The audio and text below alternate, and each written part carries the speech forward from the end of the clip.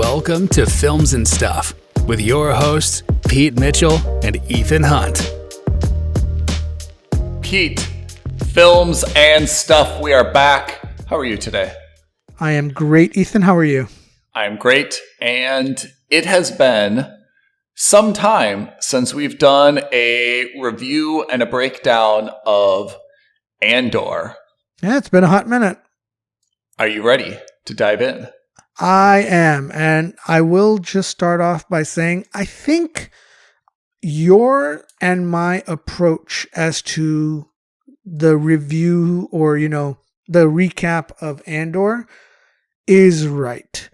And we predicted this, or we thought this may be the case a couple episodes ago, but it looks like what they're doing is, this is 12 episodes, but I think it's really, the series, season 1 is 12 episodes, but I think it's really only 4 episodes, but each episode is a feature-length movie, like an hour and a half. If you remember, episodes 1 through 3, they seemed like one cohesive episode as a whole. Yeah. And if you looked at episode 4 on its own, or 5 on its own, or even 6 on its own, it was kind of a long setup for just this heist. So I think like episodes 4, 5, and 6, we should also look at as one unit. Yeah. And I have a sneaking suspicion that's what they're going to do for 7, 8, 9, and then 10, 11, 12. How are you feeling about the series so far? So in terms of pacing, I'm not a big fan. No. I really like what they're doing. Don't get me wrong. But I don't think the show on its own is compelling enough to try to do what they're doing. Which, when we've spoken about slow-paced shows, right? If you look at Breaking Bad, if you looked at Better Call Saul, these are shows that are incredibly slow. And to a certain extent, even Ozark. Very slow episodes, but deliberate. Every scene you see on screen, every conversation has value. And in this case, I'm struck... because these are, how long are the episodes? Like 45 minutes, 55 minutes? Yeah. For the sake of argument, let's round up to an hour, right? So 3 episodes 4, 5, and 6, that's almost 3 hours of content that I don't think is really 3 hours of content. I think is realistically only like an hour, maybe an hour and a half of content. So it's slow, it's deliberate, but I'm not getting that. Like, I'm not feeling the kind of tension on Andor that I saw in Better Call Saul, for example. That sequence where Andor is finally with the rebels and they're planning out the heist. They're sitting around a fireplace. They're trying to ratchet up tension. And obviously everyone's on edge. That's fine. That makes sense. But I'm not feeling it. I don't feel anything. And again, I think a lot of that has to do with the fact that we also know how things are going to end with Rogue One. Yeah. I mean, I take your point. None of that is wrong. It's very valid. I think that, again, as you mentioned, it's the approach to the series. And the way that I've approached it has been, I'm really just along for the ride to learn more about how... I don't think this show is about Andor, even though it's called Andor. I feel like this is about the inception of the Rebel Alliance and how they got their start. And I've just been kind of along for the ride. And I've really been enjoying the ride, to be honest. I do agree with you that I don't feel any stress, any tension. Sometimes you watch a show and you're like on the edge of your seat because you're really nervous and you know how it's going to turn out, but you're still excited to see it turn out that way. This one for me is very low stress, but everything is teaching me something. And that, compared to Obi-Wan, is really why I like this show and why Obi-Wan disappointed me so much. Because that period where we went back and we saw, Ewan McGregor, I didn't feel like I learned anything.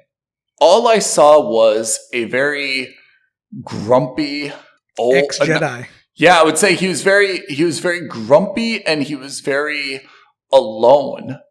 We saw a very young Princess Leia and she did an exceptional job of showing how precocious she was at that young age. But again, that show is about Obi-Wan, and at no point did I ever feel a closer connection to him or actually learn anything about him. I just saw that he was a really unhappy, lonely guy, and he needed, to kind of get brought back into the mix after just being like working as a dude that cut like meat or fish, for like years.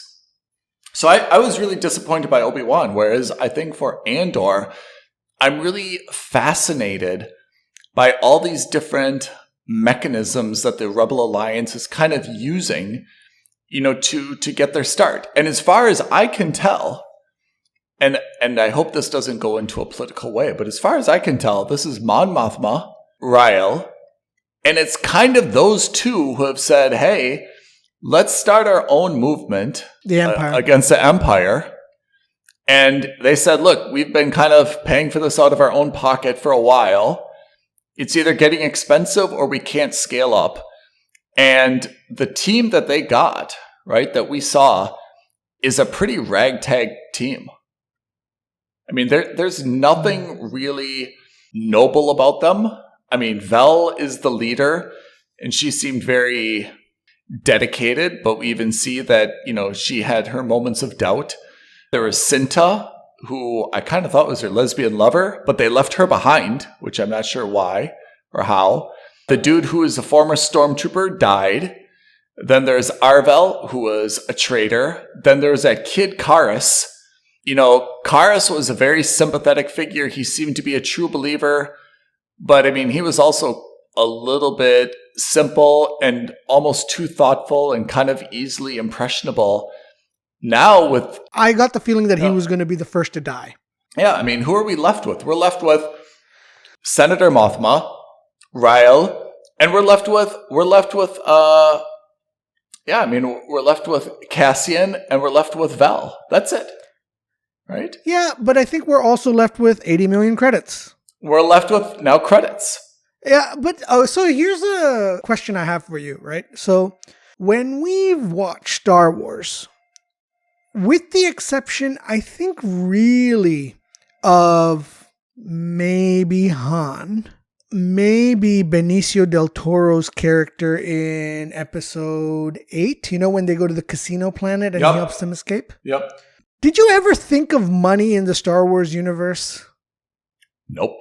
Like, we knew money was obviously a thing, right? Because even Han was kind of like, well, I owe Jabba this. Yeah. I'm only really in it for the money, blah, blah, blah. I mean, Lando Calrissian got Cloud City by winning and gambling, right? But right, and it was kind of like money was very abstract for me in Star Wars. Yeah, there's no currency. There's never any currency exchanged. Exactly. No, and even though we know they're called credits, we know that they exist, and obviously there's an economy at play. In the entire Star Wars universe, I think this is, realistically speaking, the first time I'm seeing money as a MacGuffin of sorts. Mandalorian, right? Because Mandalorian for me introduced it. Yeah. You're right, but in that sense, Mandalorian introduced it, but then almost immediately gave it away, because his first main mission, he wasn't doing it for money, he was doing it for Beskar. Yeah, you're right. He wasn't using money as a medium. It was more of a barter. It was more of a barter. Exactly. Yeah. So I just found it, I don't know if it kind of, I'm not saying it's set wrong with me, I just think it's a little odd that for a galaxy-wide organization like the Empire, and obviously we don't know anything about the economics, but like 80 million credits, does that seem like it's a make or break amount of money to you? I don't know. I mean, I think part of this is that this is the blessing and the curse that you and I have, my friend. The curse is that you and I could spend hours budgeting and trying to go through the banking system and the mechanics of, okay, so wait a second. Who's the central bank? in Rogue One, they had all these ships. Does that mean that they had to use all these credits to buy the ships? Who did they buy the ships from? How do they gas them up? How do they replenish their blasters and their food supplies and this? And isn't the Empire strong enough to, like, put embargoes and can't they track these things? And we'd get into this mix that would probably make it unrealistic that this could happen on such a scale. Sure. But I think that's the curse. The blessing, I think, of Star Wars is that we need to kind of get past that and just make some assumptions. But I agree. What this heist show does now is that actually it's really like an Ed Norton heist movie. And we're forced to confront issues of credits and spending money. It's the first time I think it becomes a primary object. Yeah. It's the first time we actually have to think about how the Rebel Alliance actually started to like create their own like organization to buy places and things and people. And I have to say, if we're just being really, I guess, pragmatic about it, I'm still not really seeing a whole lot of like anything endearing from the Rebel Alliance, right? Oh, and more even more specifically, nothing from Andor, right? And fair enough. Look, it's realistically speaking, it's only 2 episodes in, right? Yeah. Okay, I mean, obviously 6, but going forward, I'm going to consider episodes 1, 2, 3 as one episode, and episodes 4, 5, 6 as one episode because those are cohesive storylines. Andor still has a lot of way to go before I consider him a hero, right? Right now, he's that bit of a practical jerk who has skills. Everyone respects him for it, but he's kind of like a big a-hole about it all. Yeah, but he's not the worst guy in this crew. I mean, I guess definitely not. I liked this episode, but I was really disappointed in the crew. I mean, if you're Mon Mothma and you're Rael, and you're like, hey, this is our big chance. This is the mission they greenlighted. I mean, this was a calamity. I mean, they had 7 people. They ended up with 2. And if not for a lot of luck, I mean, if they wouldn't have had Andor, 0% chance they would have pulled this off. Even with Andor, would you have greenlighted that mission? Like, not a single part of that was smooth. I look at it this way, right? In the sense that if you and I had to go up against, let's call it Amazon, okay? Let's say Amazon is the evil empire, and Ethan and Pete are going to start a rebellion, and the first thing they need to do is capitalize. Yeah. So we need to go into warehouse number 7 in the middle of the deserts outside of Dubai. How do we get there, or how do we fund ourselves? This is how we're going to do it because there's, a pile of gold bricks sitting there. Yeah. You and I can't afford, and average people wouldn't be able to afford to hire a mercenary squad. Mercenary squads are going to be in it for cold hard cash. Yeah. So, you get whoever you can get. And in that sense, I get it. And it makes sense because also the one thing that the original movies were very good about were that the rebels were really these scrappy underdogs. They were taking anyone they could. Yeah. Right? They gave Luke, a 19-year-old moisture farmer from a desert planet, an X-Wing because they were desperate. And a droid. Droid. I guess he brought R2 himself. R2 was his, but still. Fine. But you know what I mean? Like, and let's be clear, as much as we all love Luke, in episode 4, Luke was a petulant, spoiled child for the first third of the movie. Yeah. Right? And by the end of it, he's leading a squadron of X-Wings towards the Death Star. Yeah. It's not because they're like, oh, this guy's inherently fantastic. I think it's just because, hey, we don't have choices. We need pilots. We need bodies. Can fly. We just need a body to warm that seat. That for me is less of a, let's say, stumbling point. I think that what I liked was that, we learned that Skeen, the guy, our the cousin from the bear, by the way. Yeah. We learned that he's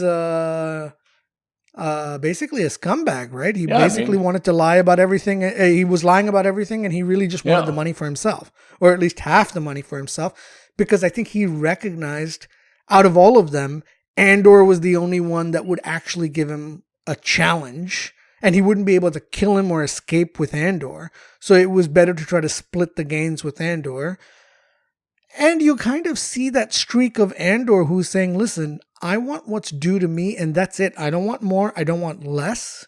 And I'm going to prevent you from taking that opportunity away from me. It harkens back to what we saw in the very opening sequences of Rogue One, where he kills that informant who says, because the mission has to come first. Yeah. So I like. I like the fact that the mission has to come first. And if that means I have to do something that makes me the bad guy, that's okay. I will do it.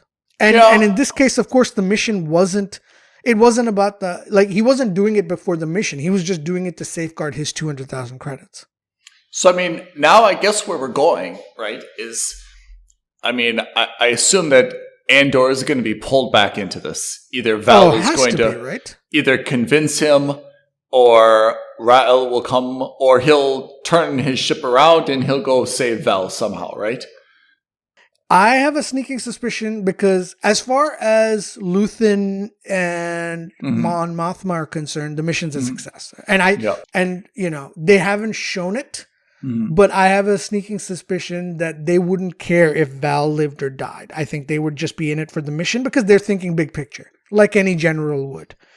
So for me, my feeling is that he's going to get recruited in, because I think Val gave a relatively charismatic speech at the end, right? As to why he should stick around.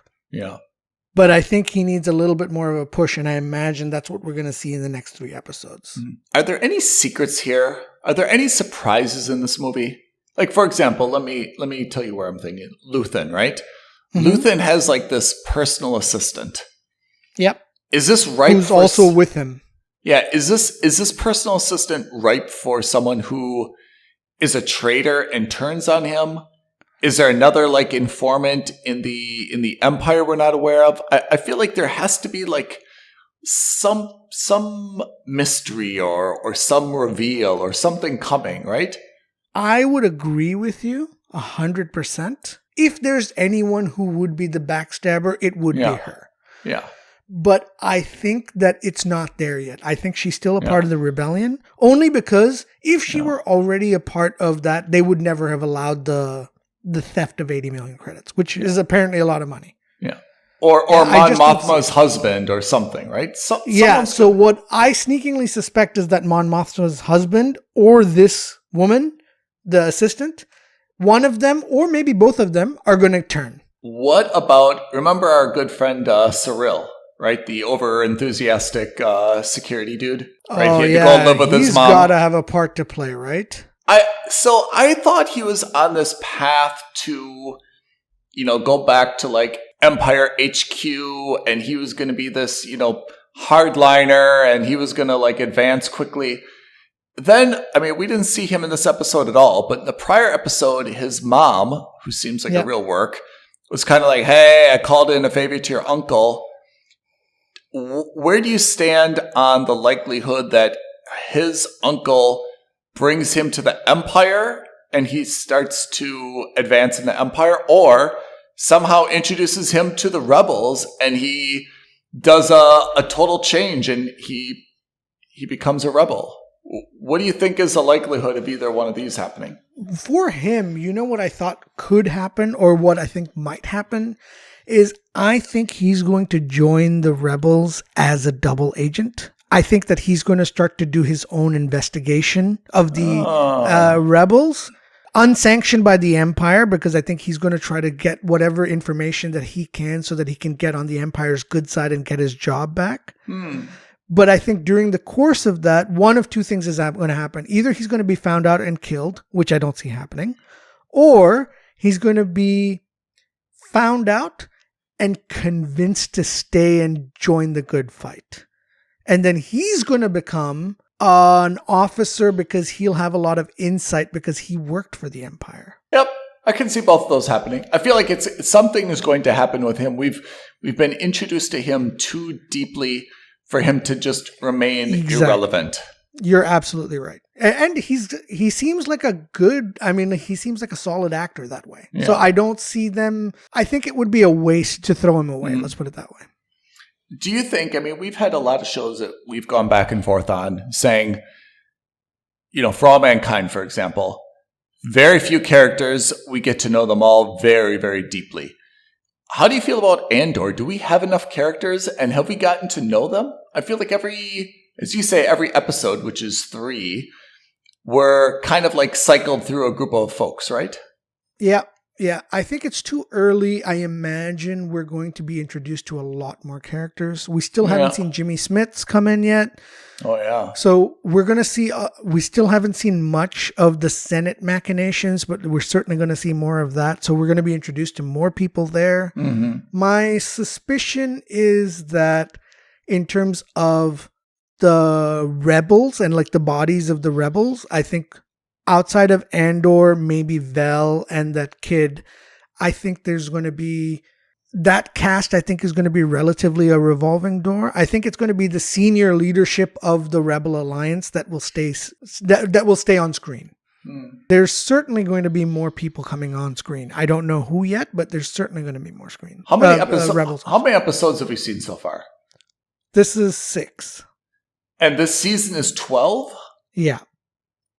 All right, so I mean, we're in a good place right now, right? Yeah. We're about halfway through the season. We're literally exactly halfway through the season.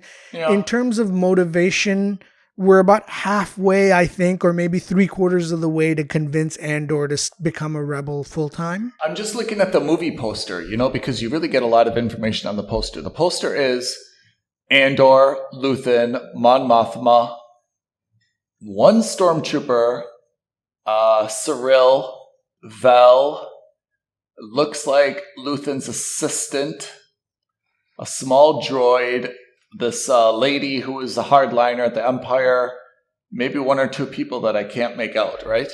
So I imagine, by the way, if not in this next episode, but maybe in the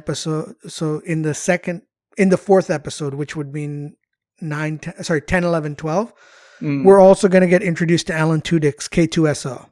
Oh, yeah. Because he's going to be reprogrammed and become Andor's buddy, right? I guess so, yeah. At some point, it has to happen in season 1 because I think it would be a waste not to have him be in season 1 because he's the comic relief character and like he's one of the best parts of Rogue One. Mm-hmm. I have to say, I'm still happy with Andor. I think you have to accept it for what it is. It's not absolutely necessarily action. It's not providing a deep dive into canon. But I think, to be honest, I like it much more than Obi-Wan. I think compared to Obi-Wan, I was really disappointed by the lack of character development. And here, I guess this is kind of what I wanted, which was, how did this start? How did Andor get to be Andor? Why should we care about him so much, It's a lovely view on the insight that we didn't otherwise have. Yeah. And this is, for me, one of the advantages that Disney has with the Star Wars franchise on TV, which is to say we can spend 12 hours on one season giving you deep insight and background on something that we wouldn't dream of spending $100 million to put on 2 hours of movie in the cinema. Yep. And you put 3 TIE fighters. This would never be in the movies. And you put 3 TIE fighters, and everyone is a little bit happy, right? Yeah. Which is what we saw, right? We saw a couple of TIE fighters. We saw beautiful visual effects. Yeah. That escape. Nice episode. Phenomenal. Nice episode. Phenomenal. So I think that's why I think of this as like one episode for the last 3 is because without that, it's a very dull and dry program otherwise. Whereas in this episode, we got a bunch of action and, in terms of the heist, as well as that beautiful escape sequence and a twist in the sense that Skeen was a bad guy, or not a bad guy, but like was a crooked. Was a bad guy. Yeah. Yeah. Let me ask you a question. I think you can answer this for me. Where are we in the Star Wars timeline? Like, where is Luke right now? What age is he? Right now, Luke is 14 years old. Okay. He's on Tatooine. Okay. And he's a moisture farmer with his uncle and aunt. How do you know that? You're just doing the math? Yep. because he's 19 at episode 4, which was the year of the Battle of Yavin. Yeah, you're right. This is 5 before Yavin. And this is 5 years before then.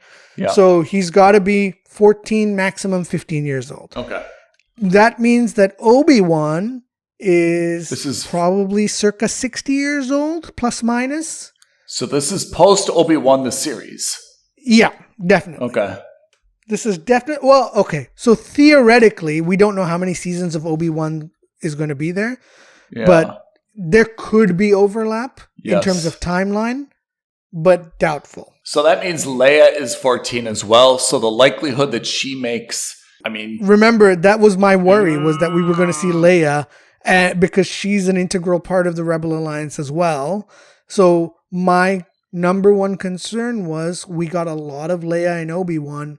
Let sleeping dogs lie. Yeah. We don't need to see Leia here, even though in terms of timeline, she is ripe for this program because she is not just a senator, but she's also, I don't know when she becomes a senator, but she's also one of the strongest figures of the rebellion. If Star Wars A New Hope happens when she's 19, that means Rogue One happens when she's also 19, right? Yep. She's a senator at 18? Maybe earlier. Who knows? Yeah. Because remember, even her mom, Amidala was very young as she was the senator as well. It seems like things escalated very quickly for her, right? Yeah, absolutely. She goes from, let's say, kind of a teenager with a rebellious streak now at age 14, 15, 16. Suddenly, within 3 years, she goes, okay, I was a kid. Now I'm a senator. And a general. Yeah. And now I've joined the Rebel Alliance, Yeah. Ooh. So again, not that I love me Princess Leia, but I would prefer not to see her in the series only because let's preserve whatever dignity she may have left as a character. I agree out of principle, but I have to say I would like to see how she got involved. But I think that's not Andor. I think that's a different series, No, or it might be in season 2 of Andor where, we're starting to see because we're already starting to see a little bit of the Senate side of that, right? When Mon Mothma and with Luthen. Yeah. At some point, Jimmy Smits has to show up and his daughter is also going to have to show up because they're both integral. So it'll definitely happen. I just think that it'll be nice if it's a very short cameo, and it'll certainly be better in the second season because we just saw a very young Leia in 2 months ago in Obi-Wan. Yeah. So we don't need to see more Leia now as an older person. I think you run the risk of saturation, and you also run the risk of kind of damaging the character. And that's not a knock on whoever's going to be playing her. That's just, there's only so much of Princess Leia you want to see. Exactly. I agree. Especially over different age periods. It's a legacy character. She is a legacy character. It's the same reason I don't want to see any more of Luke in The Mandalorian. Yeah. It's not because I don't like him or that I don't like Mark Hamill. No, it's the exact opposite. Yeah. They're legacy actors. They're legacy characters. Mm-hmm. Let's be done with them, right? Let's move on to newer, greener pastures. I think that a tasteful way to do it is that if they kind of have a scene where, let's say Luthen comes to Mothma's Senate office, and just as he's entering or he's leaving, you see... you get introduced to the newly elected senator. You kind of see Jimmy Smits leaving with his daughter, and who was that? Oh, that's Senator... What's his name? Yeah. Yeah, that's exactly right. I think what you want from her in terms of a cameo as a character is similar to what we saw of her as a cameo in Rogue One, which is to say she had one line, we see her beautiful glowing visage, and that was it. And that's what would be great to see in Andor as well, is we see her entering the Senate chambers or entering Mothma's office as Luthen is leaving, or, maybe as Andor is leaving or something like that. He gets introduced to the character, or she gets introduced to someone, and that's it. So I don't think we need then a episode of Andor every week. I think we, like you said, we kind of break it down still into chunks of 3, right? Yeah, or 2, or whatever it's going to be. I don't know. I just think mathematically it makes sense for them to continue this format, to say, okay, we've got another 2 episodes, i.e. three mini episodes conglomerated into one. So I think that's what we're going to get. Obviously, I don't know. But if that is what we get, then yes, I think we come back in 3 or 4 weeks, and then we do a recap then. I have to say, I'm enjoying it until then. Yeah. Say what you will, I know it comes off as me complaining that it's too slow, but at the end of the day, I prefer that they're taking it slow and easy than for them to ramrod it through. And we'll talk about that being a problem potentially with House of the Dragon in the next episode. Oh, yeah. I'm ready. All right. Well, that's Andor. That was episodes 4, 5, and 6, where we see the setup of a heist. We actually see the execution of the heist. And then we're left in kind of a question mark as to what Andor is going to do next and what the Rebel Alliance is going to do next. They're now capitalized. He is probably going to have his money. How does he get pulled back in? If you've got ideas, if you've got theories, or maybe, there's some extended universe books out there that I've not read, but you have, let us know what your insights are. Drop us a comment, like this video, let us know. And then, of course, tweet at us at FNS Podcast, or send us email, aloha@filmsandstuffpodcast.com. Looking forward to comments, and I'm looking forward to the next episodes. All right. Thanks so much, Ethan. That was wonderful. Pete, thank you. And listeners, thank you. We'll catch you next week. Bye, guys. Bye, all. Thank you for listening to another episode of Films and Stuff. If you haven't already, please subscribe and review on Apple Podcasts, Spotify, or wherever podcasts are downloaded. Films and Stuff. There is no substitute.